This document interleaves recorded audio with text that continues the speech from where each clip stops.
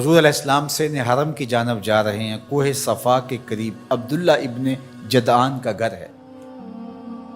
قریب سے گزرے تو آگے سے ابو جہل آ رہا ہے۔ حضور علیہ السلام کو جب اس نے دیکھا تو بدتمیزی شروع کر دی۔ وہ الجھتا چلا جا رہا ہے، حتیٰ کہ اس نے ایک نوکیلا پتھر پکڑ کے حضور کو زخمی کر دیا اور آقا کے نازک بدن سے خون بہنے لگا۔ حکم جہاد نہیں آیا، اللہ کی مشیت ہے۔ حضور علیہ السلام وہاں سے سین حرم میں پہنچے، آب زمزم سے اپنے زخم دھوئے اور اللہ کے حضور سجدہ ریز ہو گئے۔ مالک تیرے رنگ، یاری تیری سونا پر ازمیشاں تیریاں اگ، سونا پرکھیا جامدہ ہے نال اگاں دے لگ۔ حضور کے چچا حمزہ بن عبد المطلب ابھی اسلام نہیں لائے تھے، شکار کرنے گئے۔ یہ جب شکار کر کے آتے تو بڑے اطراء کے چل رہے ہوتے، تو دو لونڈیاں آپس میں بات کر رہی تھی کہ اگر اس کو پتہ ہوتا نا کہ اس کے بھتیجے کے ساتھ آج عمر بن حشام نے کیا سلوک کیا ہے تو آج اس کی یہ چال نہ ہوتی۔ تو حمزہ بن عبد المطلب کے کان میں یہ بات پڑ گئی۔ اللہ اکبر، رک گئے۔ وہ جو فاخرانہ چال تھی تبدیل ہو گئی۔ تجسس سے پوچھتے ہیں کیا ہوا، انہوں نے ساری کہانی سنائی۔ بس غصے میں آ گئی، کمان ہاتھ میں پکڑی تھی، اسی طرح سیدھا سین حرم میں پہنچے۔ صنادید قریش نشستیں جمائے بیٹھے تھے۔ ابو جہل بھی اپنے چیلے چانٹوں کے ساتھ ایک نشست پہ براجمان تھا۔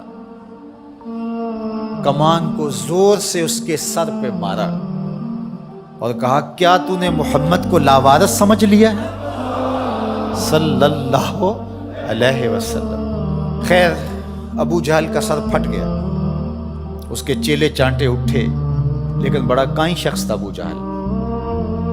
اس نے کہا کہ یہ اس وقت تو تنہا ہے، لیکن اگر سلسلہ چھڑ گیا تو بنو ہاشم بھی آ جائیں گے اور میں نے بہت سری زیادتی کی ہے۔ اس نے کہا بس بس بس چھوڑ دو، مجھ سے کچھ ہو گیا تھا۔ اب حضرت امیر حمزہ حضور کو تلاش کرنے لگے اور حضور سین حرم میں سر جھکائے سجدہ ریز تھے اور یہ جا کے پاس کھڑے ہو گئے۔ یا ابن اخی، اے میرے بھائی کے بیٹے۔ حضور نے سر نہیں اٹھایا۔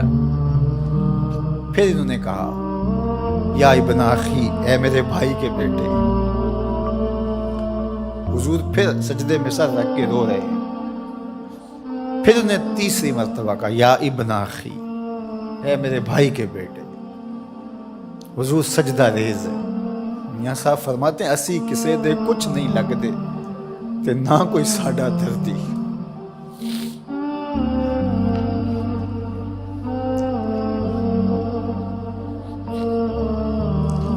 خیر حضور نے سر انور اٹھایا تو کہا بھتیجے تو خوش ہو جا، میں تیرا بدلہ لے آیا۔ حضور نے بڑی بے نیازی سے کہا کہ چچا مجھے کوئی خوشی نہیں ہوئی۔ کہا میں اتنے بڑے سورما کا سر پھاڑ آیا۔ کہا مجھے کوئی خوشی نہیں ہوئی، بخت یاوری کر رہا تھا۔ دوسرا جملہ کہا تم کیسے خوش ہو گئے؟ کہا جس رب کو میں مانتا ہوں اس کو تم بھی مانو، یہ میری خوشی کا سامان ہے، اگر مجھے یہ دے سکتے ہو تو کہا پھر دیر نہ کیجئے، ابھی اپنی غلامی میں شامل کر لیجیے۔ یہ ہوتی ہے اپنے مشن کے ساتھ وابستگی۔ ہم اپنے چھوٹے چھوٹے سطحی مفادات کی وجہ سے کتنے بڑے دینی نقصان کر دیتے ہیں، اور ہم جان رہے ہوتے ہیں کہ میری اس ذات سے یہ نقصان ہو رہا ہے، لیکن ہمارا نفس اتنا بڑا ہوتا ہے۔ لیکن یہاں مشن کے ساتھ وابستگی دیکھیے۔ وہ کہتے ہیں کہ بھتیجے بتاؤ تم کیسے راضی ہوتے ہو؟ تو جو حضور بولتے ابو جہل کے ٹکڑے ٹکڑے ہو چکے ہوتے چند لمحوں کے بعد، لیکن کہا نہیں، میں اس سے راضی ہوتا ہوں کہ جس رب کو میں مانتا ہوں اس کو تو مان لے.